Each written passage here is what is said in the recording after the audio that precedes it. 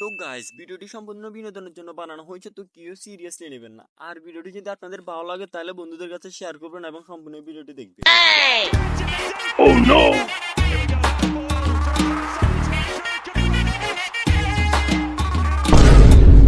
ইস রে, বাংলাদেশ হারিয়ে গেছে। কিতাম যে খেলা চাইতাম বই হিনে বুঝিলে আর খেলাই চাইতাম না। কি দেশের খেলা চাই কোনো সময় জিতেন।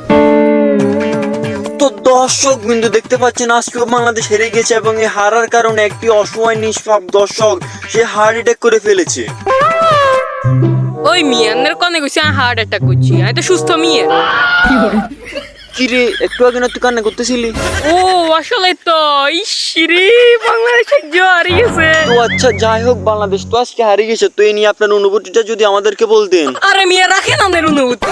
বাংলাদেশ আমার চুলের খেলা খেলে আজ 20টা বছর ধরে খেলা দেখতেছি। বাংলাদেশ এখনো পর্যন্ত শিরোপা জিতাইতে পারে নাই। ওদের থেকে তো গ্রামের অলিগলির প্লেয়ার আর ভালো খেলে। তো যাই হোক, আপনার কাছে কি মনে হয় বাংলাদেশ কাদের জন্য ম্যাচগুলো হারে? ওই মেয়ে কাদের জন্য হারে মানে আপনি দেখেন না, বাংলাদেশে তো একটা প্লেয়ার বাদে সবাই তো লড়। দেখেন না আপনি, শান্তি আফা, ওয়ালটন কুমার দাস, শূন্য সরকার, ওরা আমার চুলের খেলা খেলে। তো আপনার কাছে কি মনে হয় বাংলাদেশ শান্ত, লিটন, সৌম্যবাদে কাদেরকে দলে নেওয়া উচিত ছিল? কি কাদেরকে নিতে হবে আপনি জানেন না? তামিম ভাই, মুশফিক ভাই, সাইফুদ্দিন মিরাজ, ওদের সবাইকে রাজনীতি করে সরাই দিছে। এখন লর্ডদের নিয়ে খেলে, হারে আর শুধু হারে। আচ্ছা, বাংলাদেশ এত হারে, তবুও কেন আপনারা দর্শকরা বাংলাদেশের এত খেলা দেখেন? আরে ভাই কি গমু আর দুঃখের কথা, ঠান্ডা পানি দিয়ে ধুলেও যায় না মনের ব্যথা। প্রত্যেকবার হারার পর প্রতিজ্ঞা করি যে আর দেখবো না খেলা, কিন্তু খেলা শুরু হওয়ার পরে সবার আগে বসে যাই টিভির সামনে। আসলে ভাই আমরা হচ্ছে নির্লজ্জ, বেহায়া। নয়তো একটা দল এতবার হারার পরেও কেমনে যাই আমরা টিভির সামনে বসি। ঠিক বলছেন ভাই, আসলে আমরা বাংলাদেশের খেলা দেখি এবং তাদেরকে মন থেকে ভালোবাসি, আর তারা আমাদের ভালোবাসার প্রতিদান হিসাবে দিন দিন শুধু আমাদের সাথে প্রতারণাই করে আসছে। তো সবাইকে উদ্দেশ্য করে বলছি, লর্ডদেরকে সরান, বাংলাদেশ দলটাকে বাঁচান।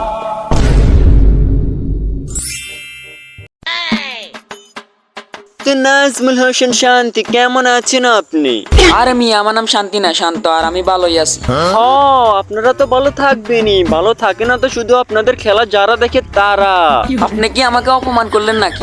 আরে না না, যাদের মানি নেই তাদেরকে আমি নতুন করে কি অপমান করব? এই মিয়া, আপনি কি আমাকে রোস্ট করতেছেন নাকি ইন্টারভিউ নিতেছেন? দুইটাই। আচ্ছা, আপনারা আমাকে একটা সত্যি কথা বলেন দেখি, আপনারা কি 3 দিন বাথরুম আটকে রাখে তারপর ব্যাটিং এ নামেন নাকি? কেন, আপনার ওইটা মনে হইলো কেন? না মানে আপনারা বাথরুম আটকে মাঠে খেলতে নামেন এবং নামার পর আপনাদের বাথরুমে ছাদ দেয়, তার জন্য আপনারা আউট হয়ে চলে আসেন। না, আসলে ব্যাপারটা এমন না। তাইলে ব্যাপারটা কেমন? আসলে ব্যাপারটা এমন না, আমরা তাড়াতাড়ি আউট হয়ে যাই, কারণ আমাদের শেষের দিকে যেন বোলাররা ব্যাটিং করার জন্য সুযোগ পায়। আচ্ছা, আজকের ম্যাচটা যে হারলেন এর পিছনে সব থেকে বড় দোষ কার? আসলে ব্যাপারটা হচ্ছে আমরা খারাপ খেলছি তাই হারছি। না না, সবাই খারাপ খেলে নাই, বোলাররা ভালোই খেলছে, শুধু আপনারা ব্যাটাররা খারাপ খেলছেন। বিশেষ করে টপ অর্ডার ব্যাটসম্যানরা খারাপ খেলছে, আর তার মধ্যে সব থেকে খারাপ খেলছেন আপনি। ও আজকে একটু খারাপ খেলছি তাই এত কিছুদিন আগে তো ভালো খেলছি, সেটাকে ভুলে গেছেন? কোন দিন আপনি ভালো খেলছেন? কেন, আপনার কি মনে নাই 2000 বছর আগেও তো একটা ম্যাচ ভালো খেলছি, সেটাকে আপনার মনে নাই? আরে 2000 বছরে মাত্র 300-400টা ম্যাচ খারাপ খেলছি তাই এত কিছু। 300-400টা ইনিংস আপনার কাছে অল্প মনে হয়? অল্পই তো। আচ্ছা যাই হোক, আপনারা ভালো খেলবেন কোন দিন সেটা তো বলেন। এই তো পর ম্যাচে আমরা আবার ঘুরে দাঁড়াবো।